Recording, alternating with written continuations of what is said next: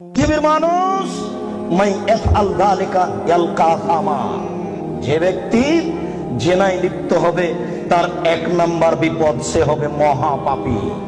২ ইজাফলাহুল আযাবু ইয়াউমাল কিয়ামা, যে ব্যক্তি জেনায় লিপ্ত হবে বিচারের তার শাস্তি দ্বিগুণ শতগুণ বেশি হয়ে যাবে। ৩ ওয়ায়াখলুদ ফীহি মুহানা, সে চিরদিন জাহান্নামে থাকবে অপমান অবস্থায়। শুনুন, জেনায় লিপ্ত হলে ৩টে বিপদ আছে। ১, সে হবে মহাপাপী। ২, বিচারের মাঝে তার শাস্তি দ্বিগুণ শতগুণ বেড়ে যাবে। ৩, সে চিরদিন জাহান্নামে থাকবে।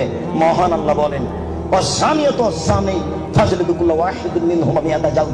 পৃথিবীর মানুষ, বিবাহিত পুরুষ নারী যারা জেনায় লিপ্ত হচ্ছে তাদেরকে ১০০ লাঠি পিটাও। এখানে বলা হয়নি বিবাহিত না অবিবাহিত, তবে মারার সময় যেন তোমাকে ময়া মহব্বত ভাতৃত্বভাব না ধরে, একবারে যথাযথ পিটাও। সম্মানিত উপস্থিতি, আল্লাহ তাআলা এই পর্যন্ত এখানে বলেছেন।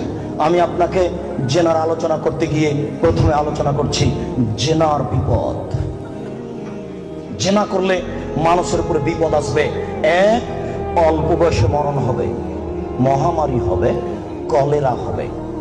২, এমন রোগ হবে যে রোগ বংশে ছিল না, যে রোগ ডাক্তার চিনে না, যে রোগ বংশে ছিল না, যে রোগ ডাক্তার চিনে না। শুনুন, জেনায় লিপ্ত যদি মানুষ হয় তাহলে অল্প বয়সে মরণ হবে, কলেরা হবে, মহামারী হবে, ৩টে সমান একটা। ২, এমন রোগ হবে যেটা বংশে ছিল না, যেটা ডাক্তার চিনে না।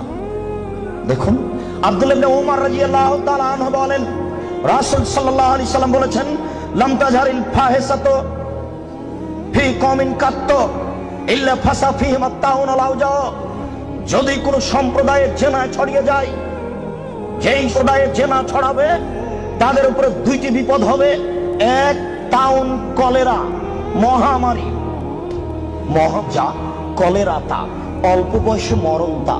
কথা কি বুঝতে পেরেছেন?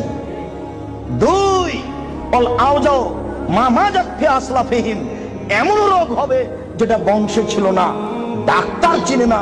এই কথাটা আল্লাহর নবী বলেননি, ওটা আমি বলেছি। মনে রাখবেন, জেনায় লিপ্ত হলে এমন রোগ হবে যেটা বংশে ছিল না, আমি বললাম।